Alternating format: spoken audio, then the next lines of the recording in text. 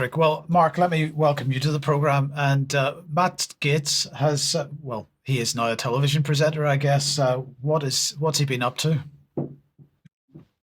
Well, this is very interesting. Good day, guys, and UK column viewers. Matt Gaetz, of course, yesteryear was a Florida congressman. And as Patrick and you and I, Mike, have talked about, he was sort of coaxed or cajoled, you might say, out of his House seat, possibly and probably because of his skepticism toward the Israeli state. Thomas Massie has managed to hang on. We don't know how much longer that'll last, but I'm calling this Matt Gaetz's rebirth of sorts. He's on One American News, the Matt Gaetz Show. And it also talks about what appears to be, at least tentatively, Mike Huckabee, the U.S. ambassador to Israel, his paradigm shift. I put a question mark there on purpose. And what's basically going on is Huckabee had quite a tizzy, you might say, about Israel limiting or completely blocking Christians, particularly evangelical groups, from even entering Israel in the first place.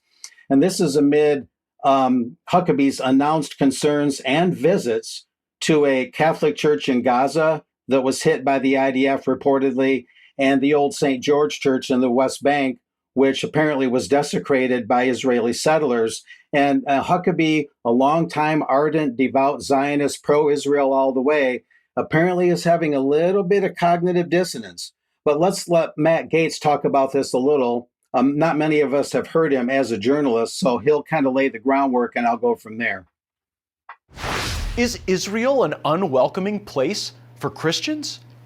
A new look into correspondence between U.S. Ambassador Mike Huckabee and the Israeli government raises questions about whether Christians are being mistreated by Israel.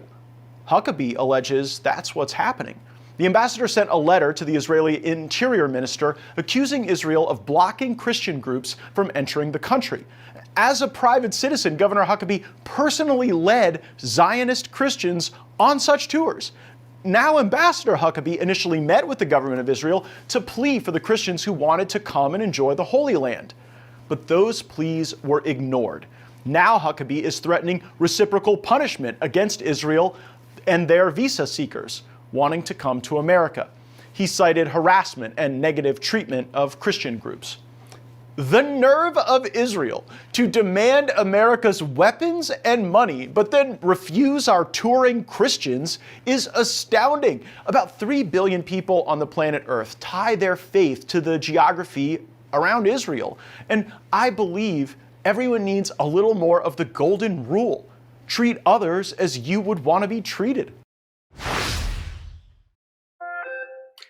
Very interesting indeed. So Matt Gaetz is making some headway as a journalist, much farther than I suppose he would have gotten anymore as a House member. But as I kind of felt would happen, there would be some damage control to some degree. And sure enough, this next slide shows that happened. The U.S. Embassy in Jerusalem, Huckabee again is the U.S. ambassador to Israel, dated 21 July. There was some backpedaling. But then there's some other things to talk about regarding Huckabee that show he's still kind of in a quandary. But the backpedaling consisted of this. This is what he wrote. After meetings with the Minister of the Interior with the help of Prime Minister Netanyahu, the issue concerning visas for American evangelical organizations has been fully resolved, he claims. Upon arriving in Israel as ambassador, I learned that the changes in the process were creating delays, costs, and significant burdens with paperwork. After meeting with the Minister of Interior, we thought the problem was settled, but organizations continue to have issues. I informed the PM's office, Prime Minister, of the problem, and I emphasize this, and pointed out how detrimental it was to the relationship of the State of Israel with the American evangelical community. A very sensitive thing, because if the Israeli state were to lose that support, it would be a paradigm shift at another level. Now, I didn't have time to get a certain slide up, but the American Conservative very recently published a very thoughtful article, and it quotes Huckabee as saying a number of things. It gets into the desecration of the old St. George Church in the West Bank and the apparent IDF shelling to a degree on the Holy Family Church in Gaza, the last Catholic parish there. And what Huckabee was quoted as saying by the American Conservative, he said, it's unacceptable, talking about these attacks on the churches. It's unacceptable, he writes, to desecrate a holy place, and he called it an act of terror and a crime. And then Huckabee said that those things should bring harsh consequences. In other words, not just condemnation, but consequences. And the American Conservative goes on to comment about this situation. To make such an argument 2 days after Israel struck the only Catholic parish in Gaza, a crime that Catholic leaders condemned, including Pope Leo, is more than brave for Huckabee. It's a radical position for him to stake out, and one that has unmistakable ramifications that could spell the quick undoing of Israel's whole campaign against Palestinians in Gaza. So the American Conservative went so far as to say that.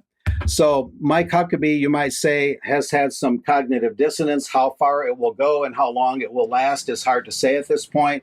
But if Huckabee were to swim the other way on the tide, that could have a potential domino effect that could weaken that key evangelical support of the state of Israel. It might not happen, but it's important to acknowledge what happened at this point and keep an eye on this situation. I think that's good for now, guys. There'll be some links in the show notes that will add additional details. Thank you, Mark. I'd be interested in getting both your comments. To start with you first, Patrick. Is that genuinely somebody seeing the light, or is this diversionary to keep people looking the other way from what Israel is actually doing in Gaza? Yeah, it's a good question, Mike. Personally, I just think it's sad that this will garner headlines and controversy, but it does take focus off the actual genocide that's happening. But to be fair, maybe this is the only way to get Americans interested in the issue, or at least get an entry point, is to mention Christian. So Americans will get outraged, especially on the right, if there's Christians that are somehow being denied rights, but they don't care if Muslims are being gunned down and mowed down wholesale. That's not a problem. But for the issue, maybe this is a positive thing. Somehow they'll sort of help find their moral compass. I don't know. Not holding my breath. Cautious optimism. I'll make a quick note. Yes. Huckabee did visit both the site of the Church of St. George and the Holy Family Church. He went there, he talked and met with Palestinians and with other people.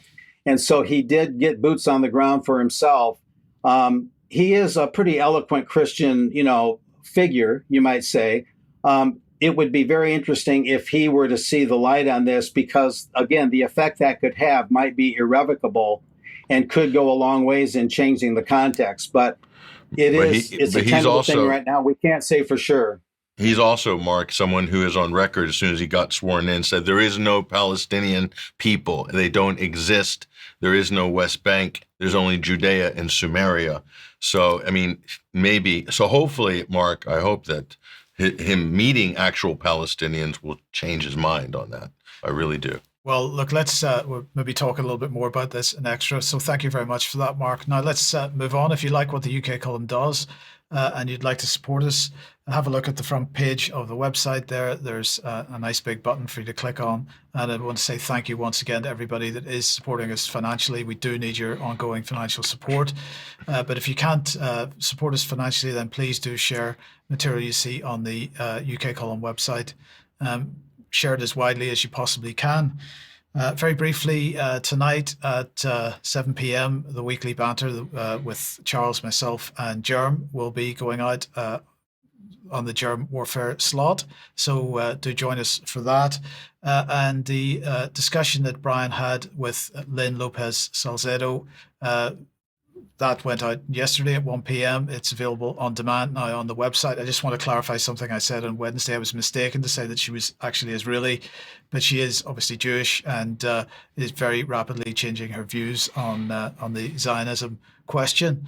Tonight, Patrick, we will be in the Seven Stars Hotel in Totnes for a presentation by Andrew Bridgen, introduced by you. Yes, and this event is already sold out. It was sold, is it? Yes, it was sold out on Tuesday. So if you did get tickets, congratulations. If you didn't get them, unfortunately, no seats left. Right. So and hopefully we'll see some familiar faces there. I'm sure we will. Okay, okay, let's move on then. And just before we do, don't have a graphic for it. I do apologise, but of course I should mention the UK Column on Location event taking place on the 18th of October in New York.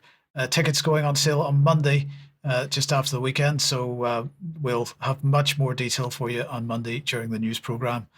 So keep a